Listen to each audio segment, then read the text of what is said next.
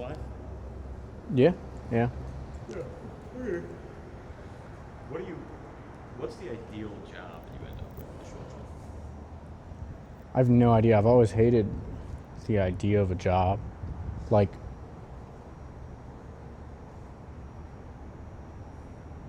something I always would say, I've said this to my dad a lot over the years, is that it's historically always been very difficult to monetize creativity. And that's where I kind of find myself is like, I know that I'm valuable to a company, to an objective, but it's like so hard to do that without getting like your soul beaten down. And it's like I'd rather work at Chipotle than like be a graphic designer and then have people say like you have to use this font, right? So I don't know as far as ideal job, but I'm like I want to work. Honestly, it's like a better world. But the like architecture stuff, the like dome shit that Kanye's doing. A template of a new aesthetic, a new functionality, and a new way of life for the entire universe. A way of life that we couldn't imagine nor knew we needed. Stokes Canyon is an end-to-end, self-sufficient, sustainable paradise, 22nd century Arcadia, our Eden, a family-oriented community where a 3-year-old can be by themselves and be safe. The like idea that's why I'm spending so much time in the woods, is like I feel like, especially that woods, which is like minimally curated, but nonetheless it's still safe, and there's that like security of like I'm not in the wilderness, but I am in the woods. Like, it's especially with the iPhone and the laptop. So when I was like super young, I was always like using computers.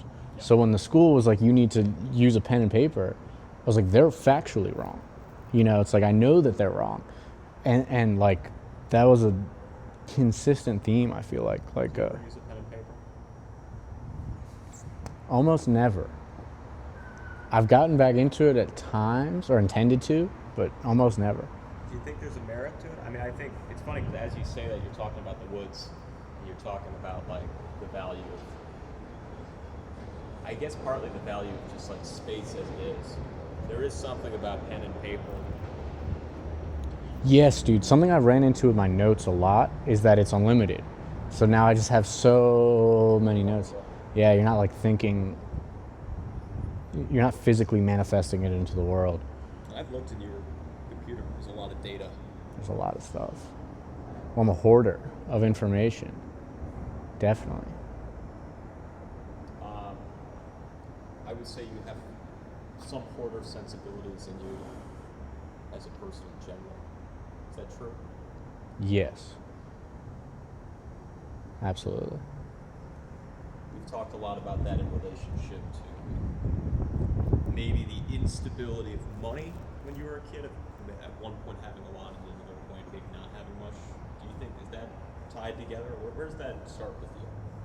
What is that aspect of yourself that likes to have? So this is like, I think a central point to my development is the childhood trauma. And I feel like the childhood trauma, like that idea of trauma, is when it manifests in a child. You're basically introducing a significant amount of stress. And I'm under the impression that neural pathways will form or just respond to those different pathways of stress. And I think that's what's led to like this emotional sensitivity and intelligence that I have, is so basically like growing up, I had like a second family, and my dad, it's like there was basically these two families were like going on vacation together, we're like doing all this shit together, and I had these three like basically brothers. Like every trip I go on, there's these kids there. Every like memory I have as a young child it's literally interchangeable, my house or their house.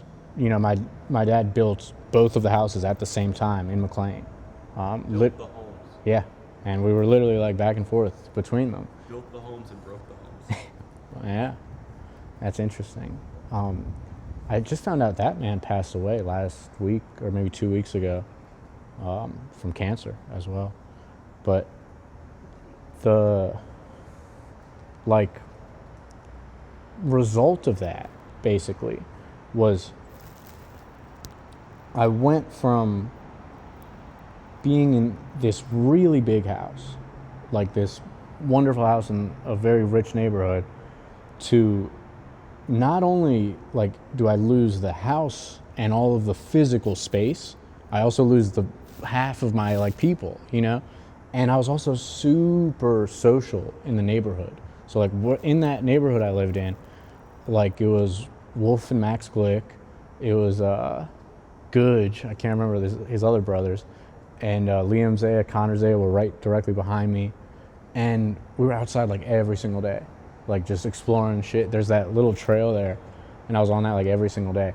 So it went from like that to going to like the middle of, I think it was like Falls Church, and it was a decent sized house and then apartments and moving around a lot, but basically going from a, you know, luxury to like barely getting by. And as a kid, it's like you don't even understand, you know, it's like, what do you mean I can't get these shoes? Like, why can't? And now like your understanding of money is, your first like ideas of money are, oh, we don't have enough of it. Limitation. Yeah, exactly.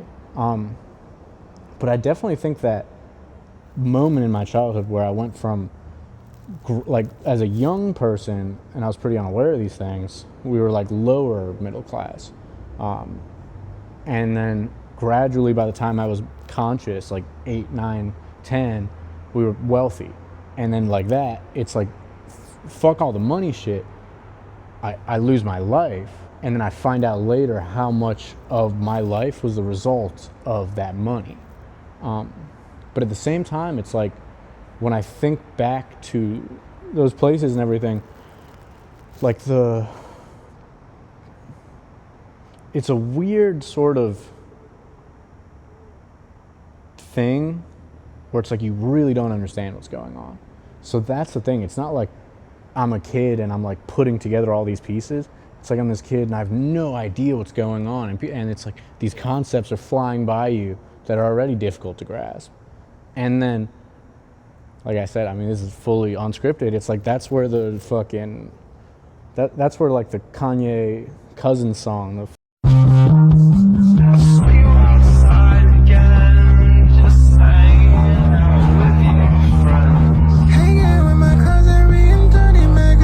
there was hella porn and there was shit going down, dude. Child on child sexual abuse, which is apparently a very common thing. I wouldn't be surprised if it's more common than ever. And there's people we know, like I said, everything's cut. Like fucking his little brother, he was like gay for a week, and then they're like, nah, it turns out he wasn't gay. And then he was like, I think the guy just convinced him he was gay. Like, yeah. The kids are watching this shit and it's fucking affecting them.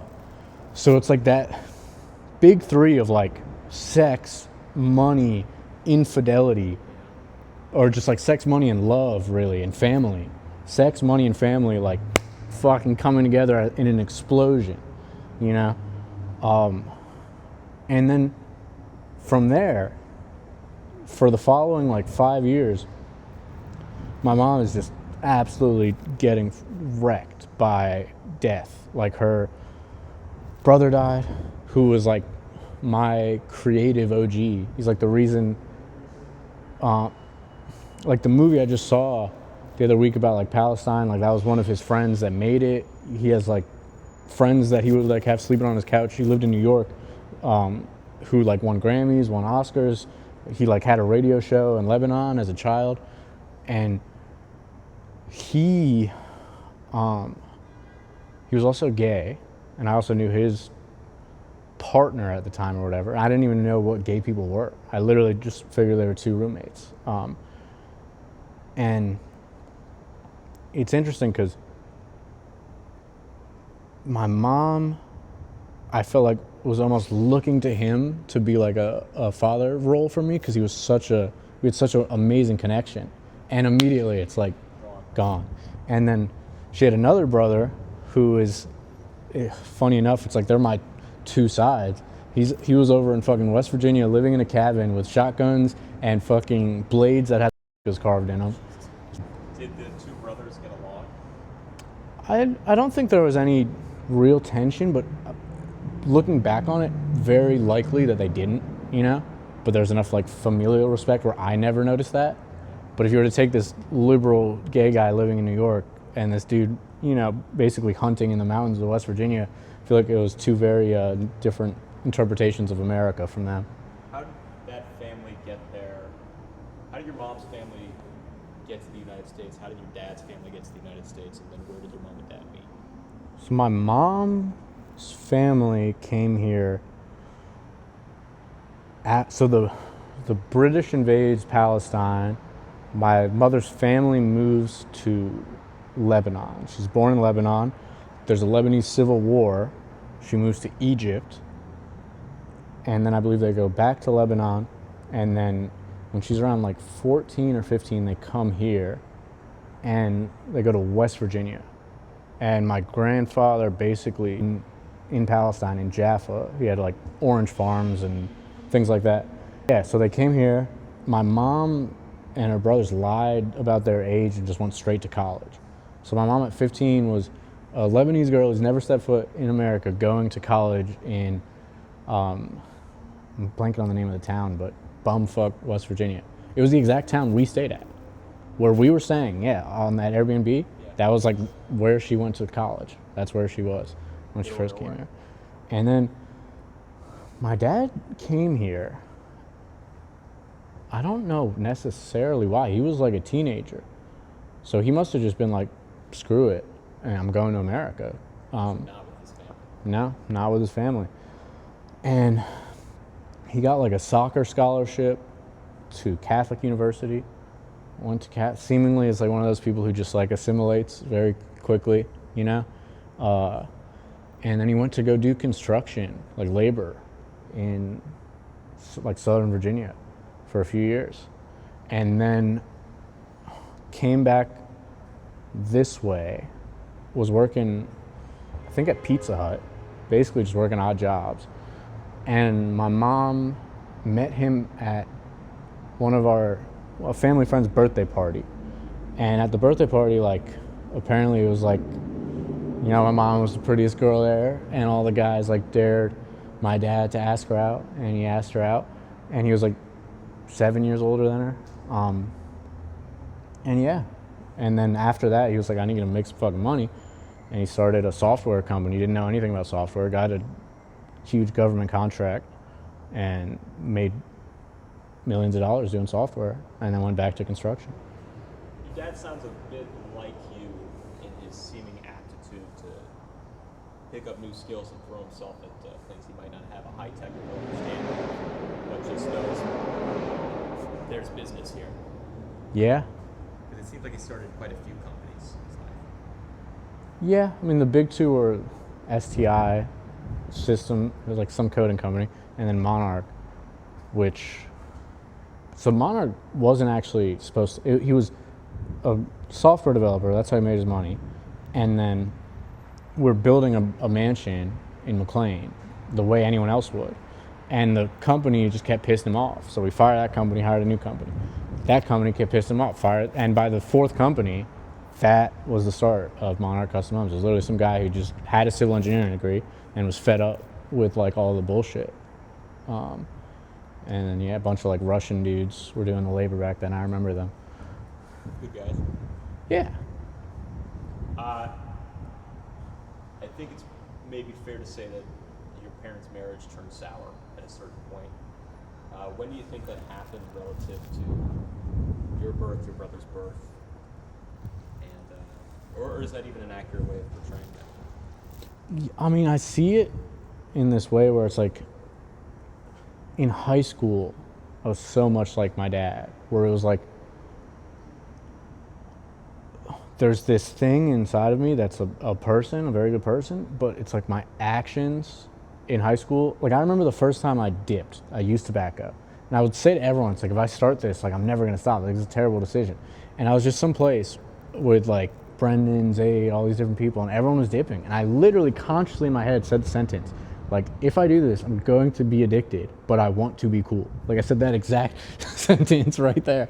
And looking back on that, it's like, I also remember, like, I was a fat kid, and I literally remember staring in the mirror, like, I can either get with girls in my life or eat Oreos. And I was literally staring at the Oreos, looking at myself, staring at, and it was like a hard decision. I was like, fuck, dude, I can't eat the Oreos. But I've always had that sort of clarity.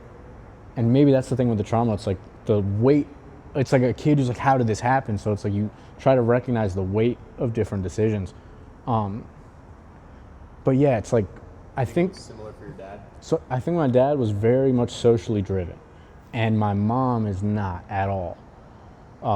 And it's funny because my mom is so and that's where you see me. It's like she's so naturally social, and as opposed to my dad, he's trying. It's an outward thing, you know. And yeah, I mean, there was definitely a lot of tension about like going to parties. Like he wanted to go out to these big Arab parties every night. My mom was like, these people suck, they're all fake, like I hate them. And you know, it turns out she was right. After his passing, like they're all scumbags, definitely. But I don't know if they're scumbags, but it's like, it's that same game. You know, it's like they're just saying, like it's all just about this image as opposed to the reality of the thing. Yes. So like even in, like, remember I hadn't seen my dad in a long time, like multiple years in late high school. When did the divorce happen? Like it would be fifth grade. I started at Haycock, so it must have been around fourth grade. But yeah, I remember Zayd was like, your dad was at like some party, and he was like bragging to everyone about how much money he's making. Which I was like, oh God. But one, I was like, that doesn't surprise me. But two, that was like one of the first times I even heard that he was doing well, because he was struggling to like even do like a couple of renovations. But yeah, my mom, it's a mix, because I see the societal, like, women were being fed a whole lot of bullshit back then. So a lot of people like didn't, like, since she was a stay-at-home mom, there was just so much in the air, and it was a different world, but there's so much in the air about like, you know, you need to like go work. Like, what is she doing? Like, she's home all day. And in reality, it's like she was definitely doing a lot. You know, it's like when my dad was passing, he had like, for like, I think before he had cancer, there was basically someone doing all the house stuff, like the cooking and the clean, like a paid person to do all the cooking and cleaning. And like, you know, so it is like a full-time fucking job at the end of the day. So yeah, my mom was definitely around a bunch of people she probably didn't like, and you know, felt like they were always trying to impress them. And there was very different parent styles. There's a lot of arguments over that. I can remember from like day one. He was just like very strict and authoritative, and my mom was like the opposite. You know, classic archetypes there. What's the age difference between you and your brother? 4 years.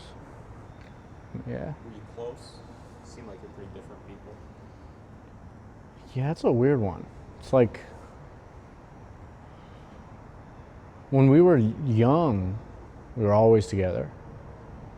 But it's so weird in my memory because it was like the other three kids. So it was like, there was a family of 5 people. So we were always doing activities, and we were always doing this.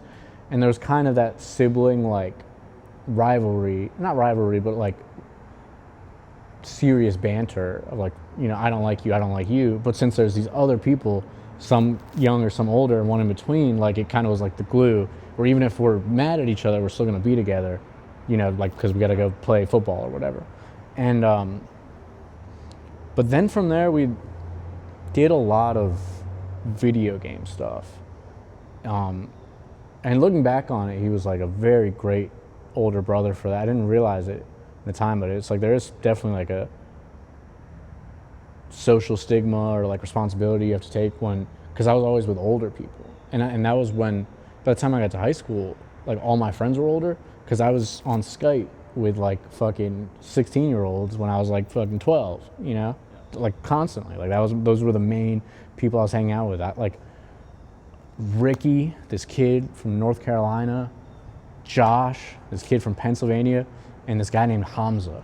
I remember those 3 names. There's certainly more, but I remember those 3 names. Like, I was talking to Ricky when I was 12, and he's telling me about his girlfriend, some like 16-year-old, and you know, or like, I was just fully there.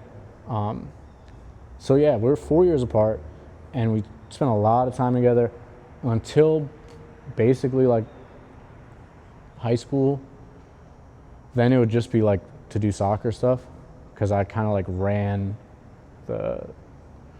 there's a Facebook group chat called like LP2 that has like thousands of people in it, and I like started that and like would set up these gigantic meetups every week, like all the time, and set up like full games. I'm interested hearing you talk about those early online interactions. You've described yourself to me at multiple points as being largely raised by the internet. I think partly in relationship to the idea that your parents might have been sort of preoccupied with their own kind of battles to maybe be there in the present way. Yes. What did some of those early online interactions look like? Digital. Yeah, I'm thinking. Trying to like think back as far as I can. RuneScape, for sure. That's how I met all 3 of those people. And then we'd play like Call of Duty and all that. So it was all RuneScape. On RuneScape, we were trapping. Like my brother was making serious US dollars doing shit in RuneScape. Like, so yeah, I spent definitely like I looking back, it's probably way more time than I would think. Like hundreds of hours playing RuneScape, definitely. And yeah, that's kind of it. Like, looking back on it, I would do all these different things, but basically the way I met all these people was RuneScape. Which is funny because that is something that those types of games, like Club Penguin and stuff, that was kind of the idea of it. It's like, oh, there's people, you know, you can interact with them. Such a different world now. It's interesting what was learned from those games, like what developers learned from those games and ended up implementing into our current algorithmic structures, and then what was abandoned. And it sort of feels like all the best parts of those worlds have been left behind, and the worst parts are still here. I want to make RuneScape again, or something like that, because it's free, and it's like any sort of social thing like that. And that's what I talk about with like speed. It's like rooted in reality. So it's like you're actually like going to learn things and actually develop as a person. Like if you're just doing like a campaign mode or like a mission, you're basically just watching a movie and pressing buttons, you know? As opposed to something that has that like openness. It's so sick. And we have more ability to make great things like that right now than ever. Right? We can make. That's what's so weird is that you kind of can't. But like you can theoretically, but the internet is just so different. Like all that stuff was running on like Flash Player or JavaScript, not Flash Player, JavaScript, which is just like, it's pretty much like antiquated these days. But the reasons are bullshit. It's like the reason you can't run that is because there's so much data acquisition and data collection and fucking nonsense going on. I remember having early crushes on the internet. I remember Club Penguin once giving me a heart, and I got so scared I had turned off the whole game and ran away from the computer because I was so afraid of like developing like a real emotional feeling about a thing that wasn't real. It scared me. Oh wow, interesting. I wonder why I was so eager towards it. But I just realized like that shit I'm talking about, where my brother was making thousands of dollars on RuneScape. You're right. Like there totally is people who recognize that and adjusted, because like the way that would happen is you have this currency inside of the game. So there'd be like a Christmas item, like a party hat. So there's like only a few party hats in circulation. Those were literally worth like $6,000-7,000 US dollars in the early 2000s. So we're talking like a car for like literally like 64 pixels, like just 64 blue pixels. So yeah, I mean that definitely. I don't think that stuff like that's ever gonna happen again. Did you have early ambitions to be a rich man? No. Well, depends. I got to this weird place in high school where I had like all these insane attachment issues, and I would like attach myself to the idea of these women, and like that's when I started to do like I'm gonna become a fucking billionaire, multimillionaire, and take care of everything mindset. I have that deep provider urge, and I think that is the root of any sort of like aspiration I had to be rich. So like up until high school, it was still like girls are fuck that. Like not literally, but it's like I wouldn't give her money, like. So up until that point, I just didn't even think about money. How did what was going on at home affect maybe how you were looking at women? I don't know. I mean, my mom was an entirely different person back then. I think something both my parents struggled with is I was so sharp.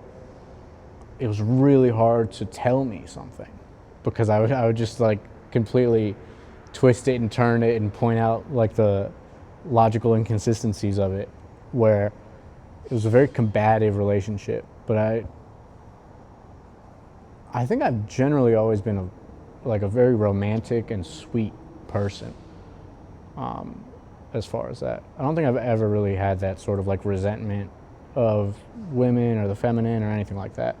More so like a protector and provider thing, which could also be like patronizing or whatever. But it's interesting. I think you've expressed a lot of sympathy for young men who develop that resentment, or at least you develop sympathy for why people end up in that position in the first place. But it doesn't seem like that's who you are. What would you, I guess the question really is like, what is the advice you give to the 15-year-old boy who's just becoming hateful? Well,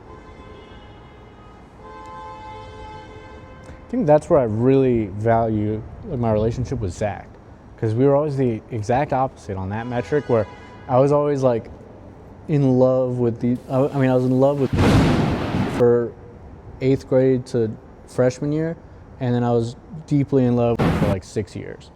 And Zach, on the other hand, is just like running through different girlfriends and having all these great relationships, and I just got to see the truth of it,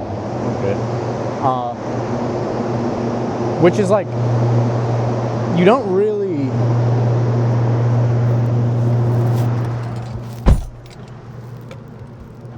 have much control over these things. That's interesting. But yeah, you don't really have much control over these things. What are these things? Like women's sexual selective ability, or not ability, but like the reason we're attracted to people just like is what it is. So I'm gonna set this up real quick.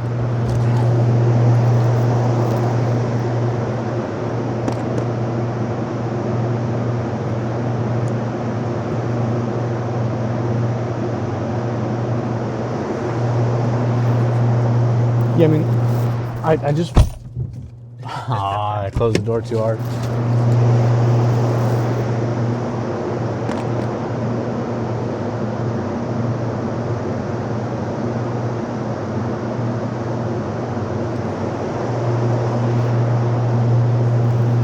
Like it's not it's like almost like objective. It's not subjective. So it's like if someone's not attracted to you, there's no moral path towards like, if any sort of like outward judgment, you're just like an incel. You're one of those people who's just like salty. There's a version of a person who thinks that women should do things they don't want to do in order to satisfy a. Well, it's because X taught me this one. It puts your worth in question. Like if you don't want me, then what am I? Like, why don't you want me? Like that's the whole energy there. I don't even think you actually at that point are interested in like a relationship with that person. It's that chase, like gauging who you are based on how other people like respond. It's like that social game, Because I also was so totally like that. Like I really was in love with the idea of having a girlfriend who was attractive, you know, like that felt like the biggest like video game checkpoint, you know. 100%. But then that's where my relationship with Zach was so valuable, because it's like I realized, oh, like, I mean, I guess it just having that perspective, it was very easy to like humanize people, because I just saw a wider range of like, oh, like women can be stupid, women can be like mean, women can be like self-serving, like instead of like this like divine feminine sort of hypothetical, it's like you realize the reality of it, which is like everyone's just a person, and when you're mutually kind of into each other, you're into each other, and it's like there's also that like principle of I'm blanking on detachment. Like if you're overly into any sort of idea, then it's like the universal isn't gonna let you fucking get it.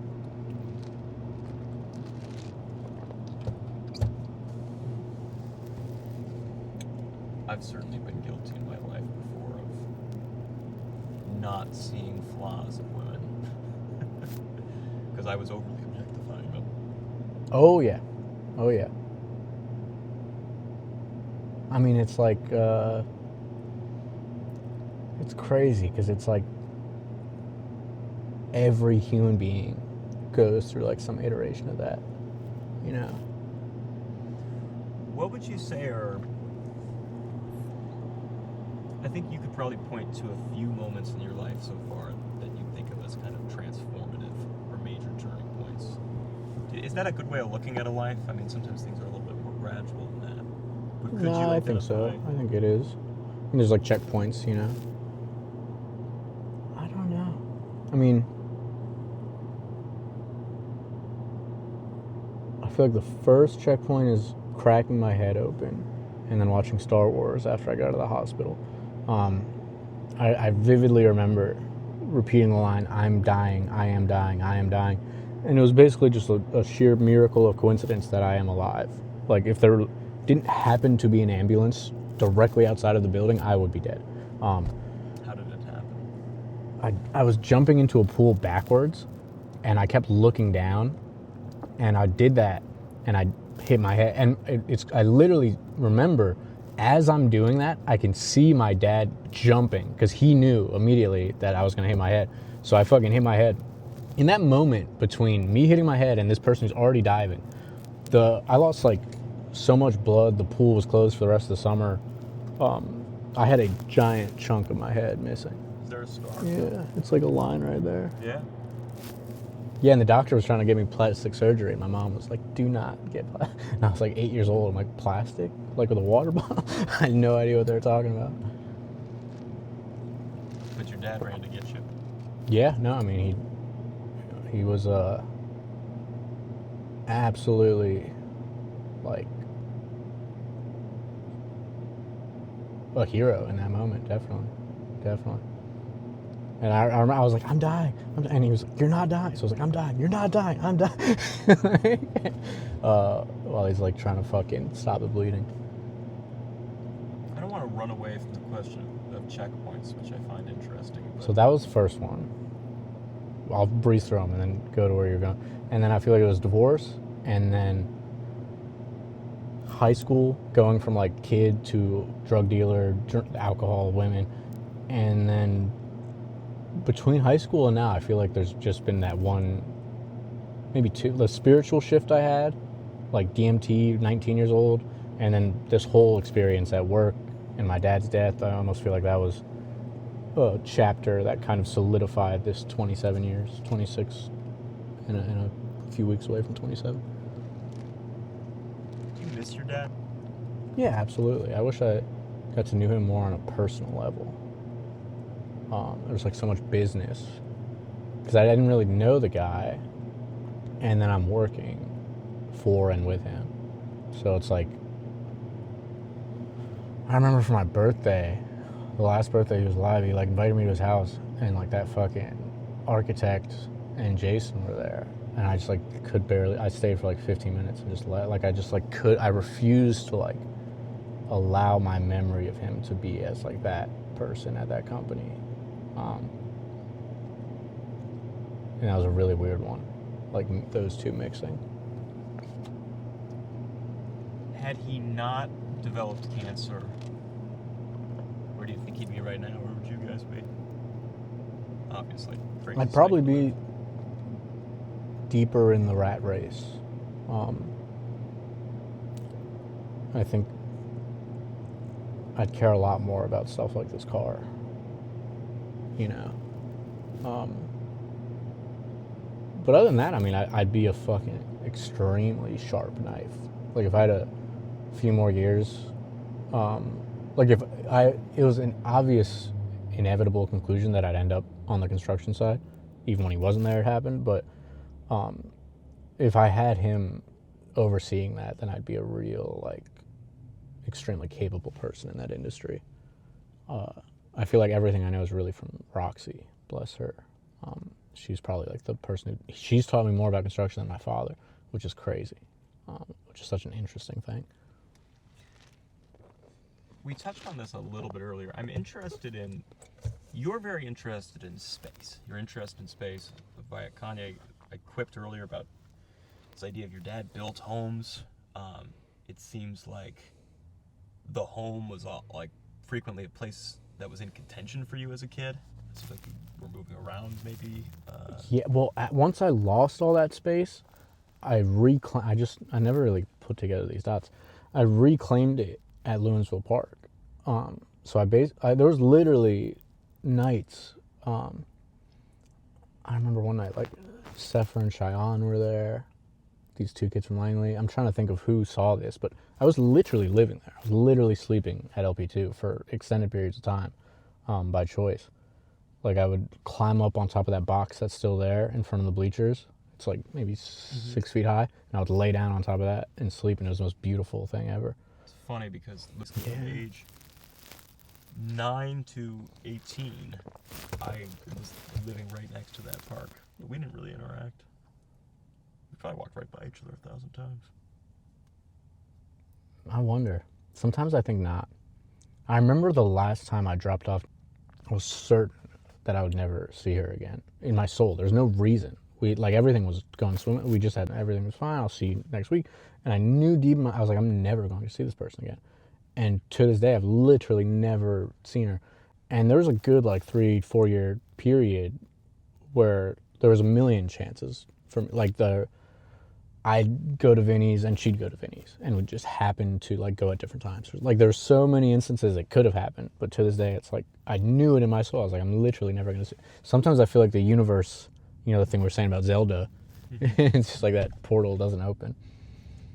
Well, I think it's good, not to put too much of myself here, but I think it's good that we actually met at the time we did, because I feel that when I was a kid, I didn't handle disagreement as well as I do now. I was much more stubborn and had a desire to prove that I was right. Whereas I feel like we talk a lot about things where we have maybe instinctually different feelings, but there's not much of a boundary of it seems that we're pretty comfortable. Yeah, dude. I mean, that's why I appreciate you so much, is for so many years, I've told Edwin that there's something, and it's a different type of conversation, but I always said there's something that when I speak to you, it's different. I would need to speak to him about certain things. And what I realized is I just need someone who knows my intent. It's not that I fear being judged, but I think I'm emotionally intelligent enough and aware enough to recognize when people are projecting onto me, which is something I felt a lot.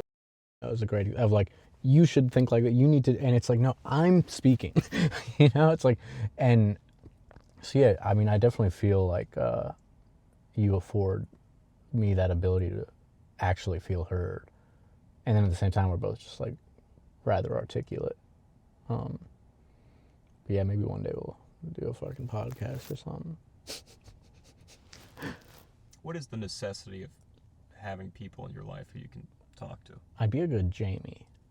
like the Tim Dillon show had a bit where the Jamie guy, like the operator, was a little more involved. Like if you were running a show, I'd be great at like just You'd like be wearing the sunglasses, hood yeah, up, pressing the buttons. and I would just like put things in front of you for you to I'd give you a bit of catalyze. torture power too. No, I think exactly. you like being in developer mode. It seems that you like having. Yes. It's not that you like dominating spaces necessarily, but you like having a sort of a bit of elevated autonomy in the space. And I think about that when you talk about school as well and how you operated in the classroom. It's the hacker and editor in me.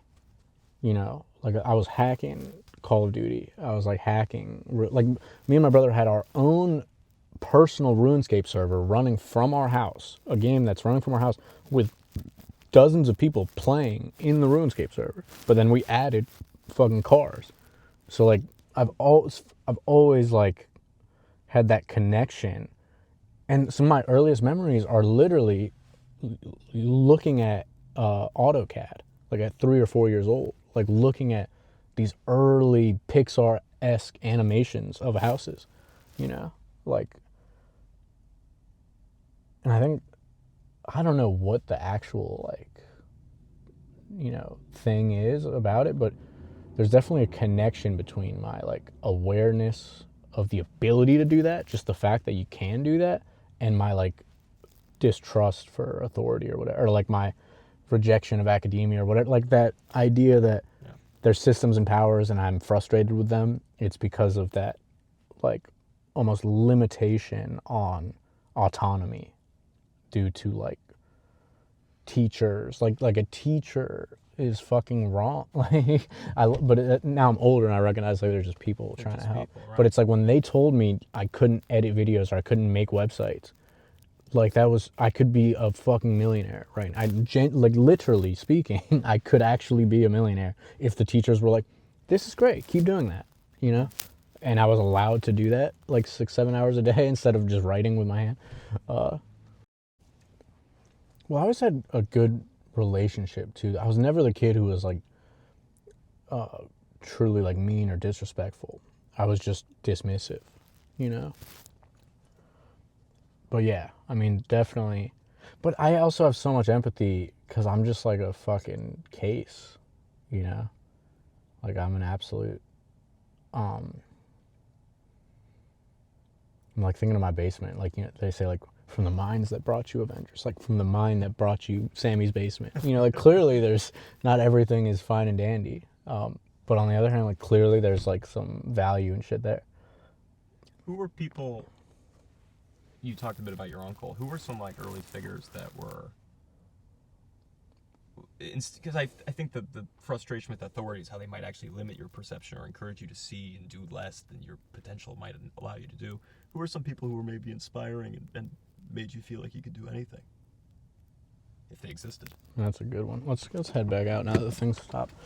I gotta think on that. Like, are we talking like as a young child? I think throughout life, I mean, I'm interested in those early ones, but in general. I think I almost don't want to like falsely give credit to individuals. I think the general media landscape back then was really conducive to very creative stuff. I'm thinking of like early like Nike campaigns and early like there's like a French YouTuber, I'm blanking on his name, but he would do these like incredible, almost like Nathan Fielder-esque pranks, you know, not too far off from like what streamers do today. One sec, let's get this here.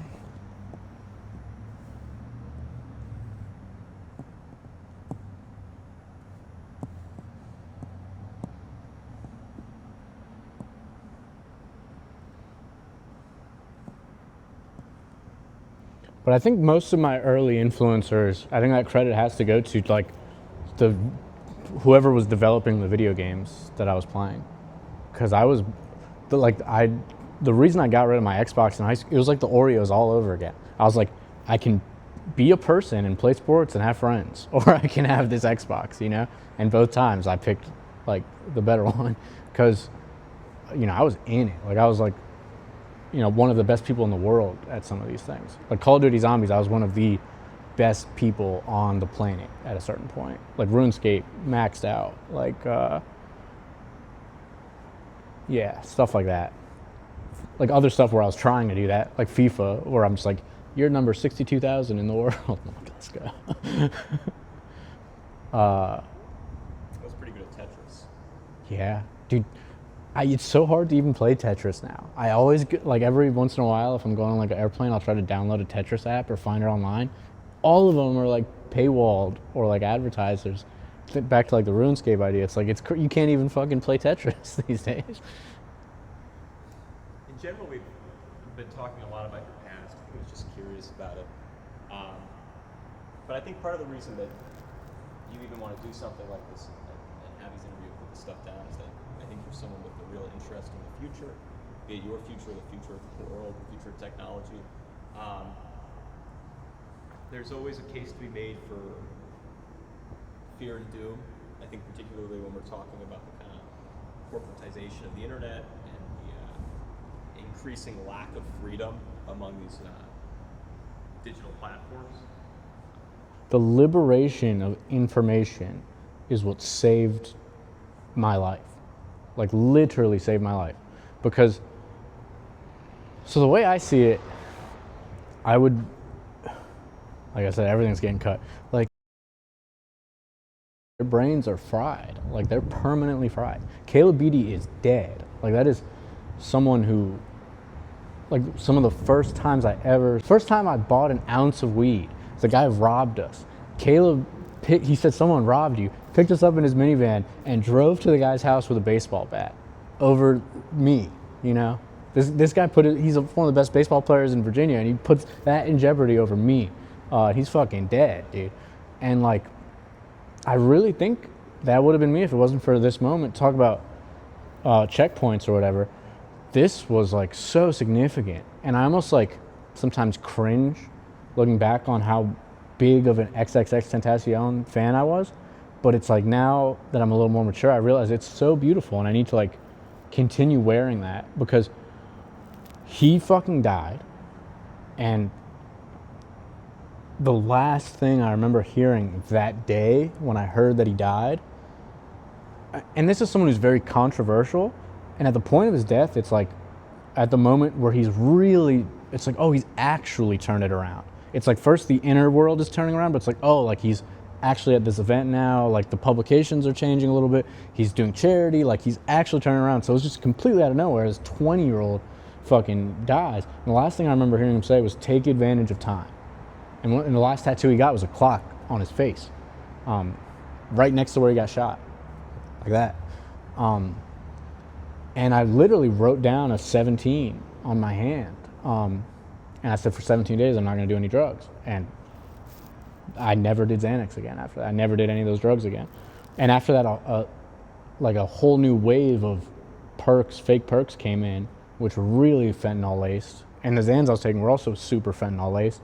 So like any of these could have killed you because it's some guy in his basement dealing with extremely fine substances.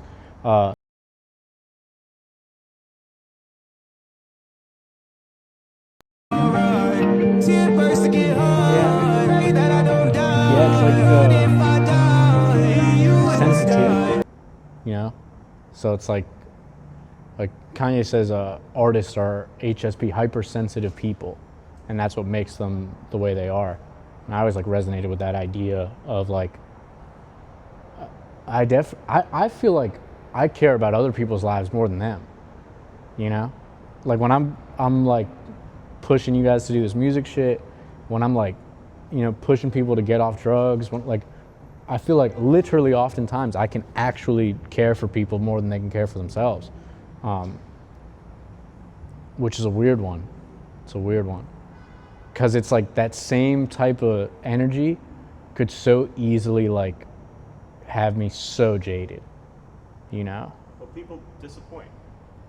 Yeah, because all those people on the drugs, they fucking, you know, basically cut me off at that point.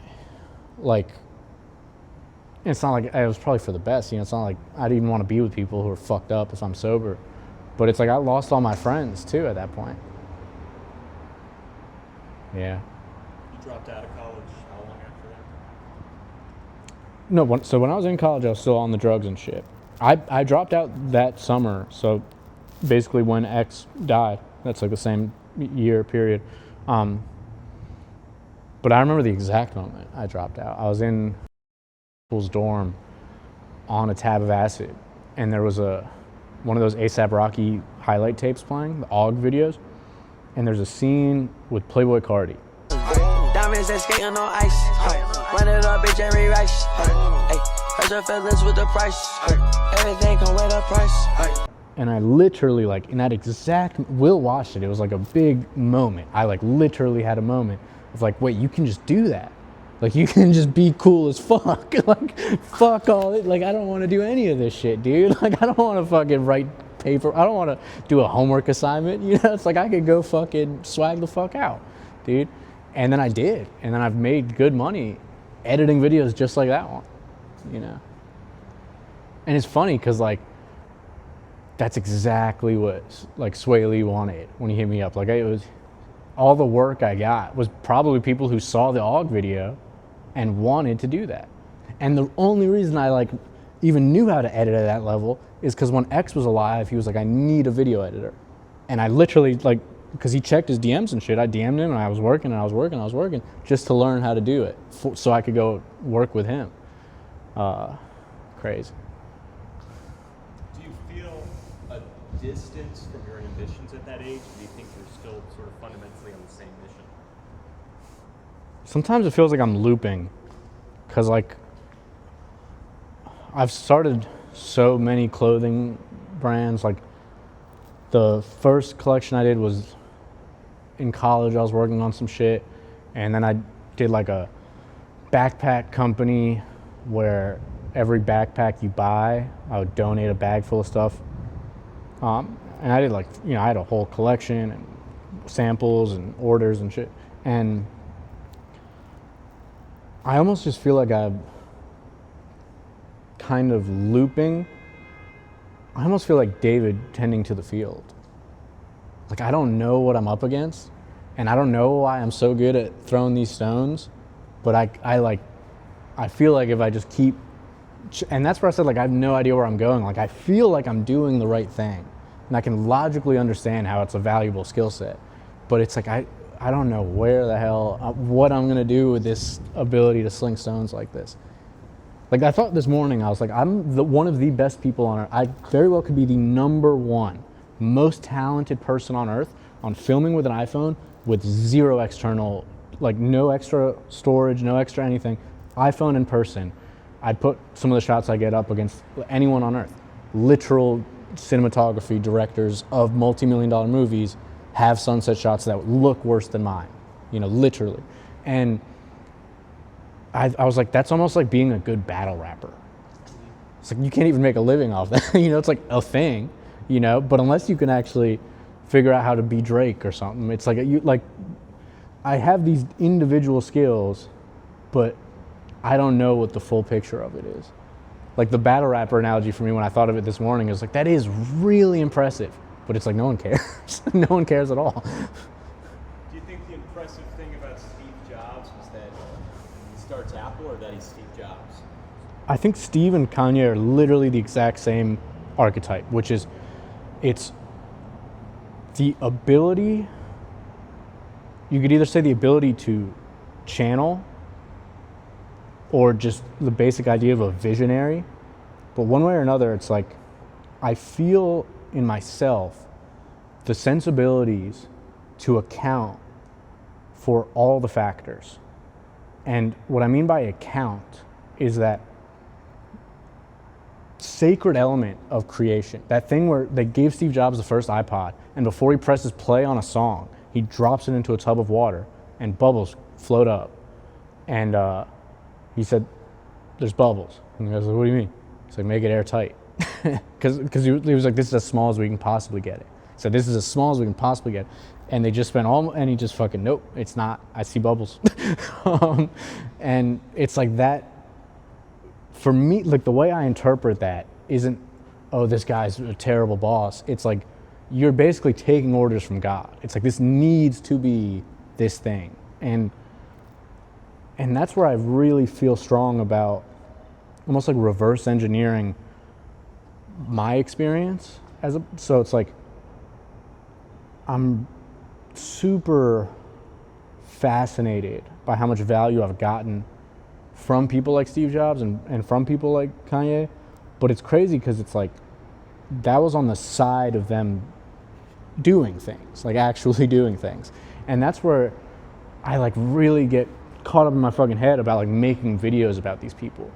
Because it's almost like I'm just like putting myself in a different class. You know, it's like almost like being the observer rather than the actual Steve, you know? Is that a defeat? I don't know, because it's the root of it is that I felt so ashamed of myself when I didn't finish this X documentary, not because of money, not because of views. If I wanted money and views, I could have made a lot of that. Because at that time, editing was a lot harder. I was a lot better compared to where the industry was, and like he was completely canceled. So no one was gonna touch it. No, you know, the official doc took like 5 years to come out. And I was so ashamed because he deserves the legacy that this young kid, this kid gave me. Like, I was like, I have to, or it's not I couldn't let the fake kind of media narrative, like the spin that this is a bad person, when like, you know, take your Hillary Clinton, Donald Trump, Jeffrey, like whoever you want to pick, it's like there's actually bad people, you know, and this person saved my fucking life, the way I see it. It's like none of y'all had any fucking, you know, good advice, and it's like that definitely was kind of the core of everything I want to do with this idea of sharing information. It was like, this was some fucking kid who literally, like, I went to his grave in Florida, and to this day, it's like so, you can feel the energy. There's just like piles of these stones with handwritten letters. Like, I miss you, I love you, thank you. You know, it's all like positive. And it's like, I don't know how many of these presidents, you know, have people visiting their grave and actually having an emotional attachment to them, you know? So it's like, on one hand, I feel a divine calling to like share that and express that.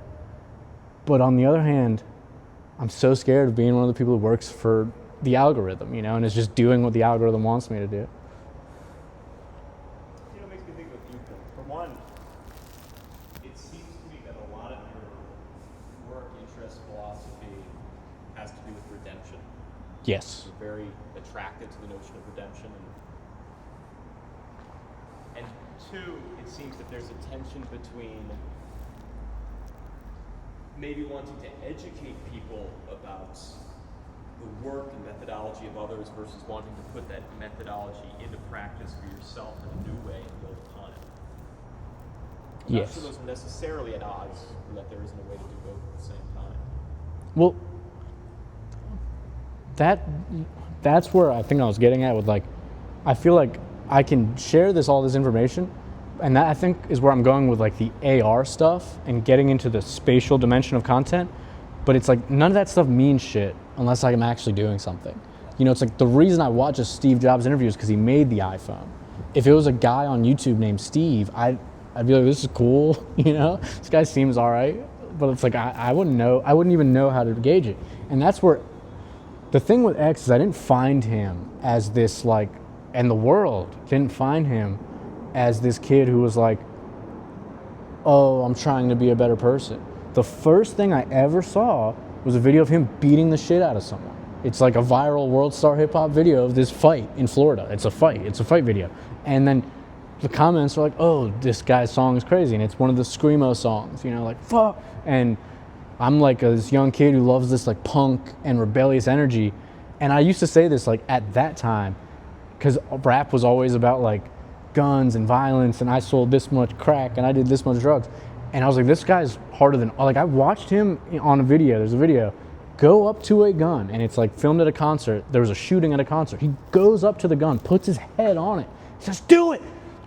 And I was like, dude, no one is as hard as this guy. What do you mean? Like, I don't care what the Migos did. Like, I've seen him be as hard, as masculine, you know, as aggressive as possible, which to a teenager like meant so much more. And he's a small dude too. He's like 5'6", And then I see his interview, and he's talking about how like his mom was like a stripper and wasn't there for him, and he's so grateful for her. And I was literally like, I'm such a scumbag, dude. Like my mom's not a stripper, you know?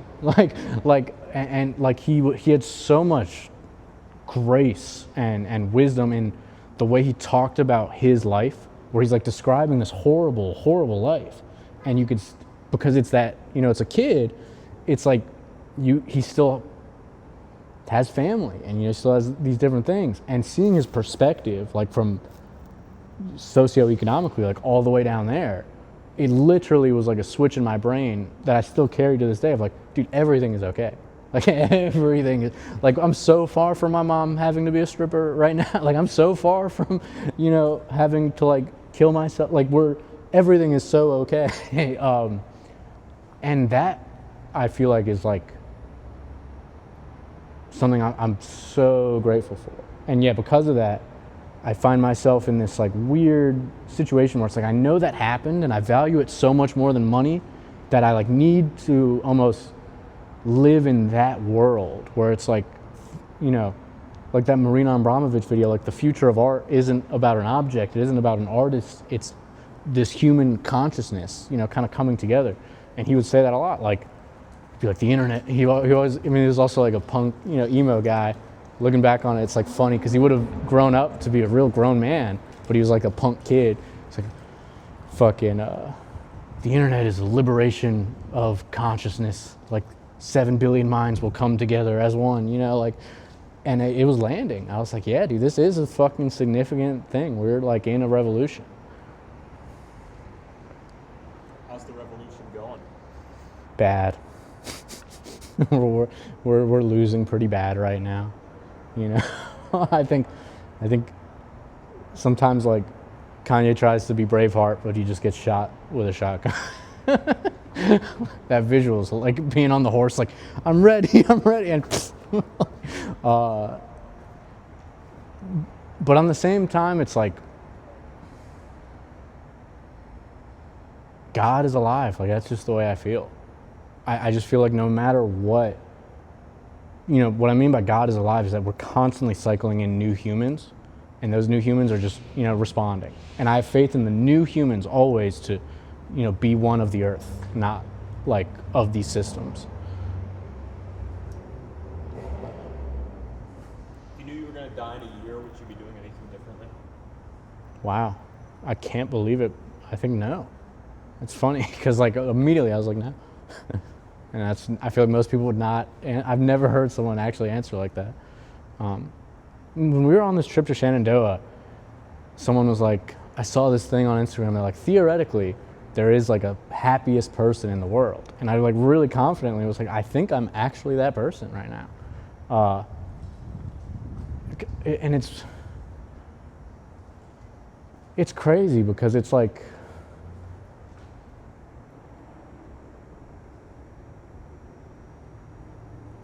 I just spent we all do, and I think some people way more than me, but I spent so much time like trying to be something I forgot that I am.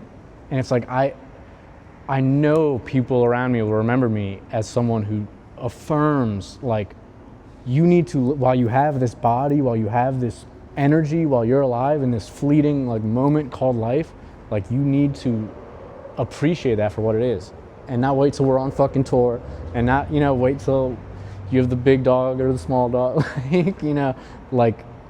Yeah. No, I am very guilty of thinking that I'm in a proto-life. We all are, yeah. But I'm a man in my late 20s. Yeah. And even when I was a kid, I was Well, even these fucking rich people, even people who have everything, like they're still, like if you just look at these characters, like Elon and who's doing ketamine and Zuck who's like an MMA guy, like it's like, why are you doing MMA? I mean, good for him, but it's like, you know, clearly there's no point where you're just like, oh, everything's okay. Like even Zuck is looking for something. Even Elon is doing ketamine. He's like, I need something more, you know, it never ends. There's the old saying about, I actually can't remember. You can bring a man to water, The horse? or you can teach a man to fish, but Well, you could give a man a fish, or you could. Yeah, I don't remember how it goes either. But the basic moral being, you can't make people behave differently. And when you talk about sort of what you want to give the world, or you know, what's going to be your Apple, what's going to be your iPhone,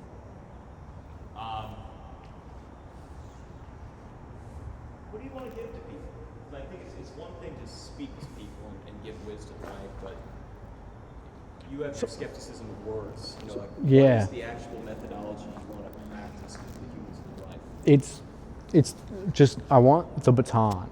I want the baton. So I said this to Brother, where it's like I feel like with Kanye and everyone else like this, Steve, whatever, you're gonna have a million people running up to him like, I got water. And so Kanye's and everyone's like, I got water, I got water, I got water, I got water. And it's like, no, give me the baton, like, and fucking just go.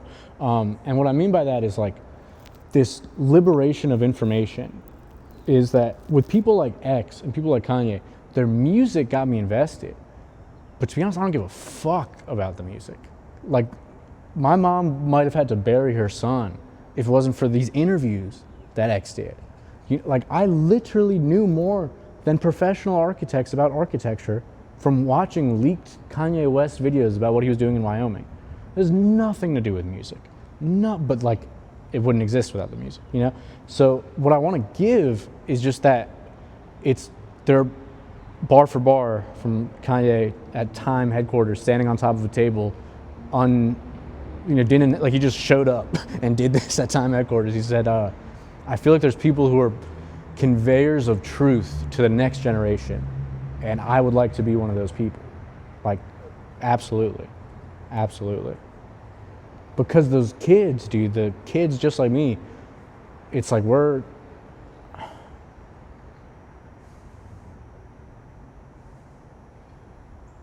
I just feel like so at sometimes unspecial. And I guess what I'm getting at here is like, there's so many people more brilliant than me, more powerful than me, more impactful than me, who just don't have this self-belief, you know? And that's why I like, film these freestyles. And I'm like if someone who's actually talented just had the same determination and security of themselves that I had, and if we all did that, then the world would just be a fucking beam of light. Well, it is something I admire about you, as I'm very much someone who struggles with insecurity. I mean, everyone does. We all do. It's an easy thing to struggle with. Yeah. We've talked about so much. I mean, that's where I think a lot of it's like childhood trauma, this idea of insecurity, because I think when we're young, we're very much like taught in perspective of things like that. Like, there's not enough, or this is too much, like, finish your plate, eat what's on your plate. Like, it's never just like free. So I think we're constantly kind of like in that childlike headspace of like not wanting to mess things up. Put it on this pipe.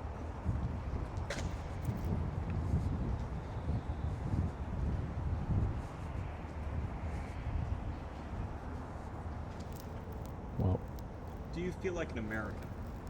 absolutely. I honestly feel like one of the most American people that's ever lived. Genuinely. Because I really love and deeply understand the like philosophical underpinnings of this country, and I appreciate them so much. So much. Got a car coming. Life, liberty, and the pursuit of happiness, but the general idea that human beings inevitably will fall for corruption. So individual liberty, assigning as little power to the government as possible, as little power to institutions, and as much power and responsibility onto the individual, has allowed for the land of opportunity, which my ancestors were able to, take refuge in. Due to that open society, and we're fearful of being open because things will, become bad. But this is the greatest country ever created because of that openness. what's the greatest, and I'm being hierarchical, obviously, just to get your mind moving, but what's the greatest challenge in front of America right now?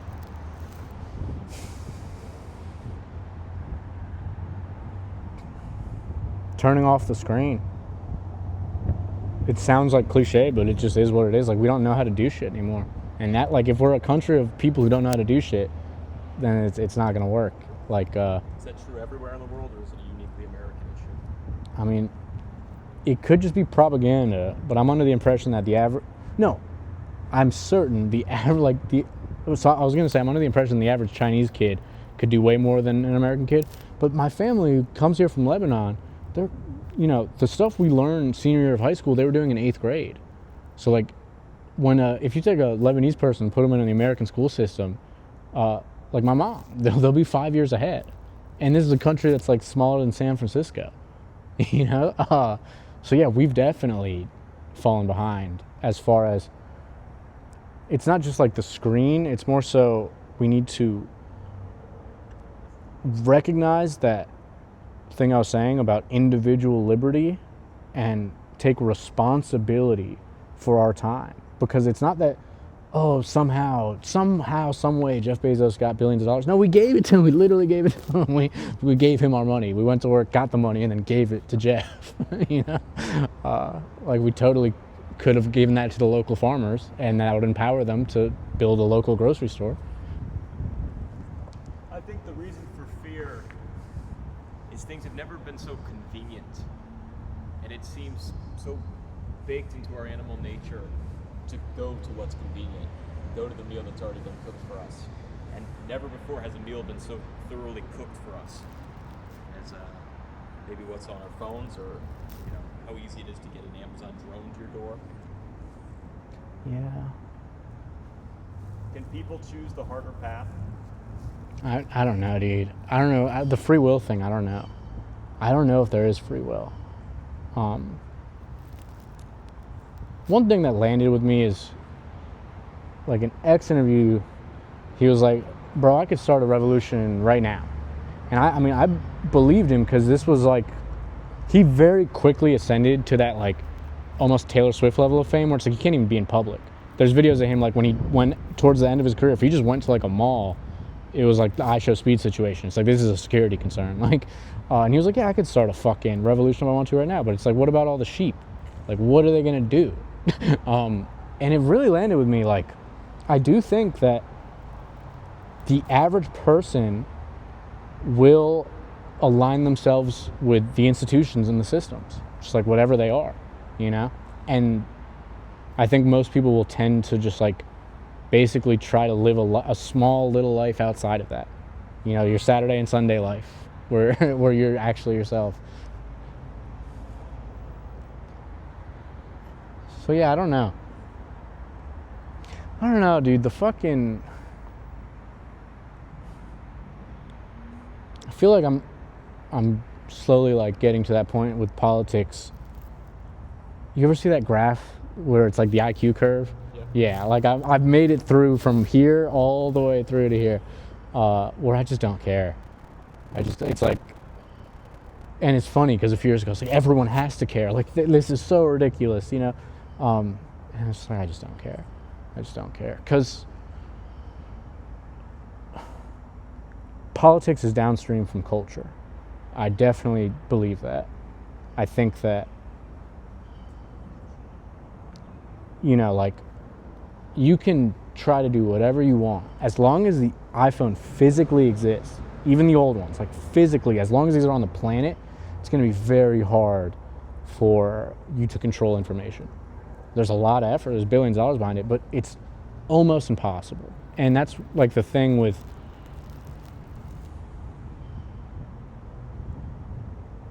this idea of, like, the liberation of information. My political opinion is nowhere nearly as objectively beneficial to the human race as something like an iPhone, where it's like giving people the opportunity. That's the plus sign, the Sam Tree logo, like that ability to create. And in that sense, it's like, I just don't think policy really matters. Like, I know that it does, it's like almost like saying, when someone dies, it's like, it's not that their kidney problems didn't matter, but they died of like a heart attack. And for me, that's America. It's not that like the politics aren't extremely important, but the problems exist culturally. You know, like abortion is a cultural issue. It's not a political issue. If people are seeking abortion, that's the first level of the problem, if you see it as a problem. And then everything after that is an abstraction of how to deal with it, you know? So policy is like one way we can deal with things, but based on this idea of like liberty, life, liberty, and the pursuit of happiness, I say like make everything as free as possible and focus on like building that culture that reinforces civilization rather than a policy. Hard to build culture though, right? I feel like policy you build through language and logics. Culture, maybe you build through action, repeated action. Well, culture lives forever though. That's the thing. It's like, Art. yeah, exactly. It's way harder to touch. Like policy, you know, Trump's gonna throw a bunch of shit in, they're gonna throw it right out immediately. But like you cannot touch Lauryn Hill like miseducation. Like that is like that is like the Shroud of Turin for the realities of America, right there. You know, there's too many physical copies of it. There's too many digital copies of it. It's there, you know. And I feel like the miseducation of Lauryn Hill is probably more impactful than almost if you watched every single bill at Congress, if you look at it over like a 30-year period of time, you know, there might not be a Kanye West without that album. People didn't even know how to do that, like rap like that, you know, back then, without being super corny, you know? Yeah. Where's your head at? My head's pretty empty. Yeah. I mean, I'm enjoying asking you questions. And I could ask you probably a million questions. But maybe if we're heading toward a stopping point, I would kind of ask what you're most frustrated about right now in life, if there's anything, and what you're most eager for. Myself, dude. I'm most frustrated with myself. Because it's the waves, dude. It's so hard to like want to do all this shit and then just like be physically tired, you know? I'm like, you know? So it's like I've struggled to find that balance and that grace to deal with my actual self and not like hypothetical, you know, and then overexert myself and pull a hamstring trying to like be faster than I am. So I'm definitely frustrated with my discipline. I absolutely need to become a disciplined person for any of this stuff to matter, or else I'm just like that guy Steve on YouTube. It's like, guys, I'm telling you, it's like we don't need the 90-degree curved edges. Like, you know, sometimes I feel like that. Is that the advice you would give to yourself if you were a stranger?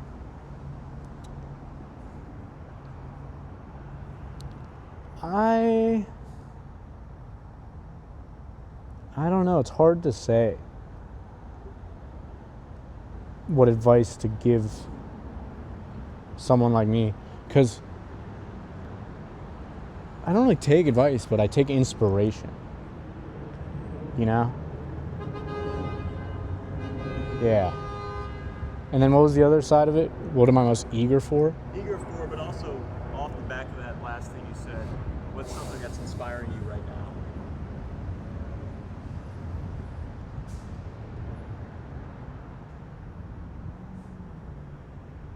Trying to like define right now in my head. Like, what do you mean? You mean in this exact moment? Could be that. I guess I was thinking almost in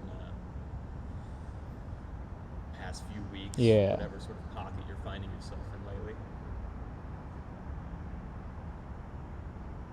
I mean, Kanye constantly amazes me, and that's where I'm like, at this point, it was funny. It was something I really wanted to talk about in these conversations, but I think I actually didn't really want to talk about it. It was almost like a layer that I was holding. But I want to talk about like these videos I'm working on about Kanye and about Bianca. And it's back to that X thing of like there's all these narratives, but this shit can actually help people. And I'm like in love with this, the fact that Yeezy.com is up, which that was my Cardi moment for my job.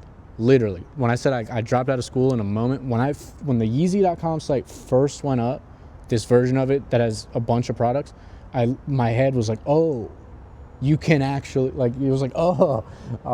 And the thing I'm just so grateful for with that is like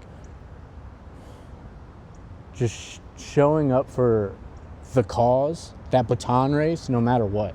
It's like, you know, no, through divorce, through death, through manic episodes, through cancer, like no matter what, my entire life, like since I found this guy till now, he's passing on the baton. And I'm wearing this is the Kanye X collab, which is one of the things that really turned me on to Kanye, is everyone was scared to touch, this is after X passed, everyone was scared to touch it.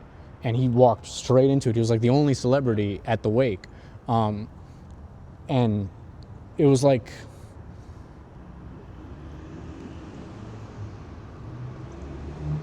it's just so important to me that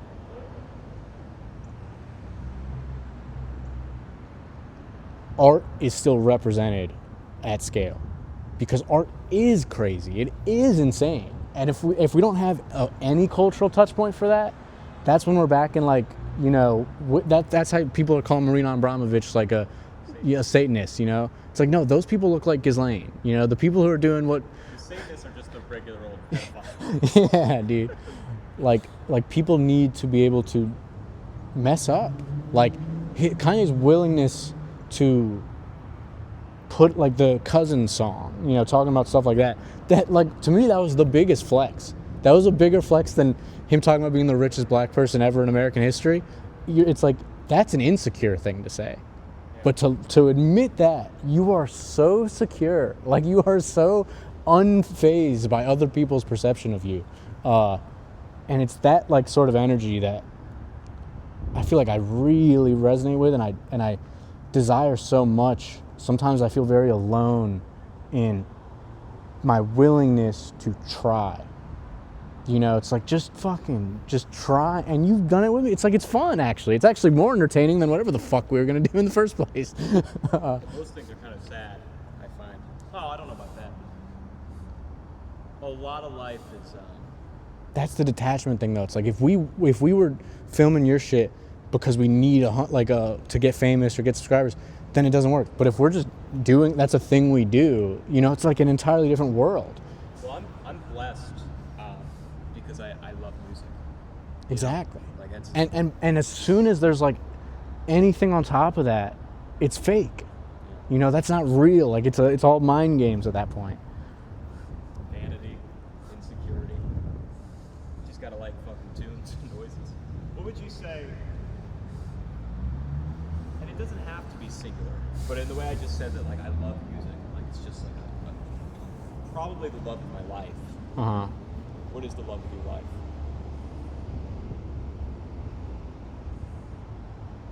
It's the five senses. It's like the full sensory experience. But I guess the real thing there is, like, the visual dimension. I do think that,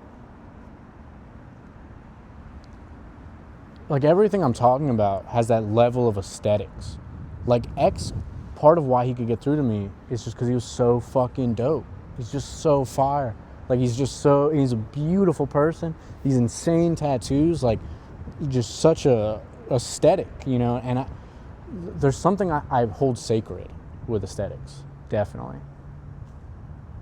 So I'd say aesthetics, the general practice of aesthetics. I sometimes practice a philosophy of thinking that we need to identify our impulses and predispositions and sort of, I don't want to say work against them, but try to practice the things that come to us less naturally. Which is to say, you know, maybe you're very social and you do very well with people. Okay, make sure you're practicing solitude. Make sure you're able to do that, because you're going to be sort of naturally drawn away from practicing it because there's less reward and incentive there. What is that for you? Discipline, logic, like consistency, rational. It's weird because it's like, I feel like I'm tapped into the ether that Rick Rubin talks about, but it's like, it's a dangerous place to be. Like, I wouldn't be surprised if there is a lot of crackheads who are tapped into that thing too, it's a weird thing to try to like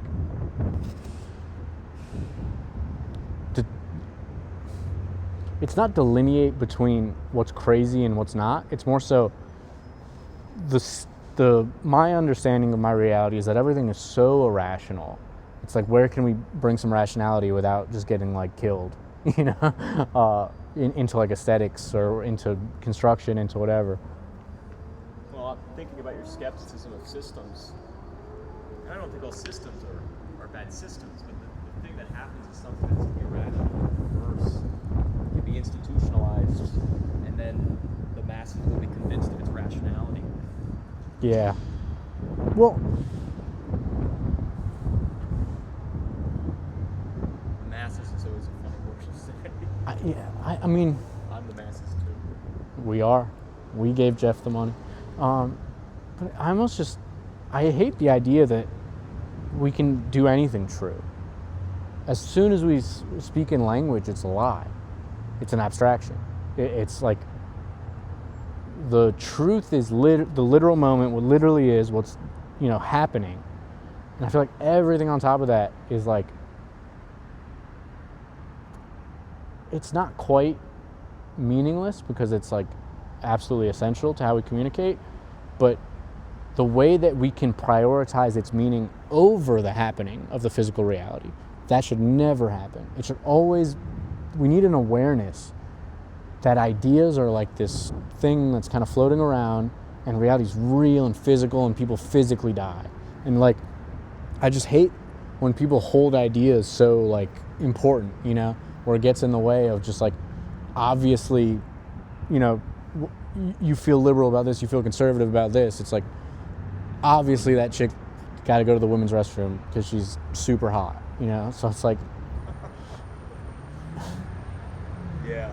I mean, I think the value of ideas, concept, art, abstractions are to put us back into communion with reality.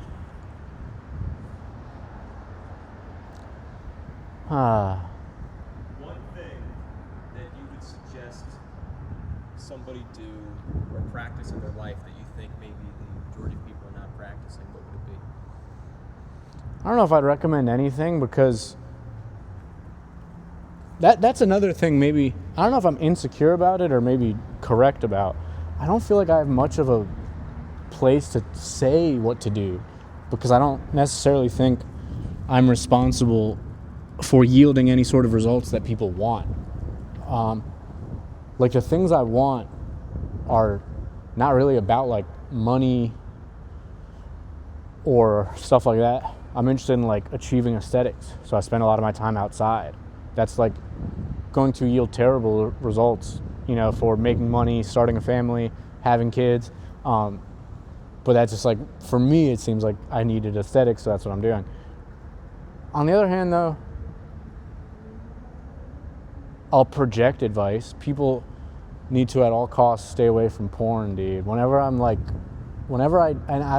used to really struggle with it. Now it's not like that at all. But even the fleeting times I use pornography, I'm just like, if there is a devil, this is the closest you can get. Like, this is the closest I can get to him without committing a crime. Literally. It's like really, it's so of the body. It's like so away. And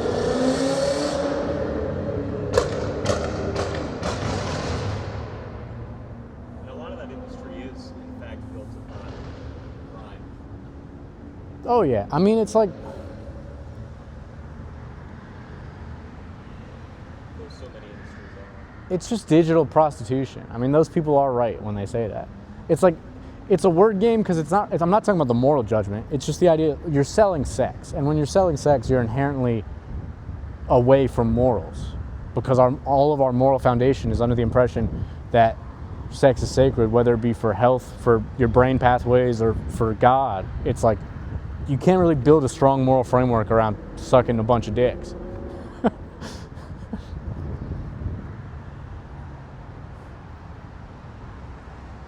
And it's also really sketchy because it's like they're making that money, you know, off of addiction.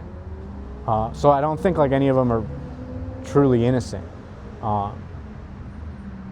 Even if like the managers are predatory or whatever, it's like if you're making a bunch of money off of that, it's like the gambling industry or something like that. Like you're taking advantage of people for sure. All right, any final notes? I have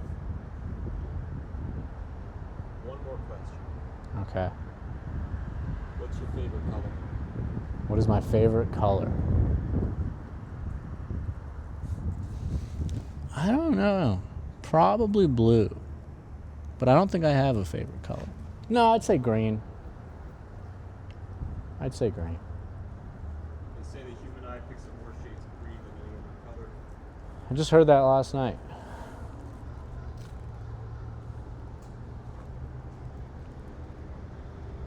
Well, nice. I don't know if I have a favorite color.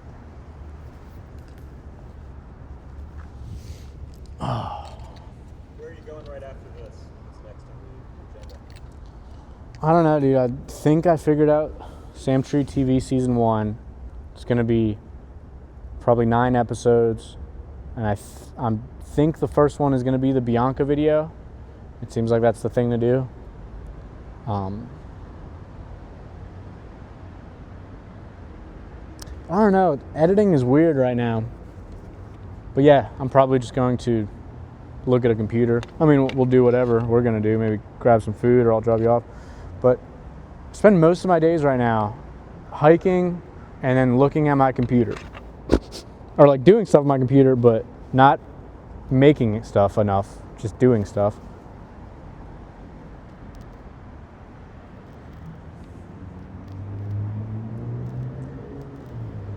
Well,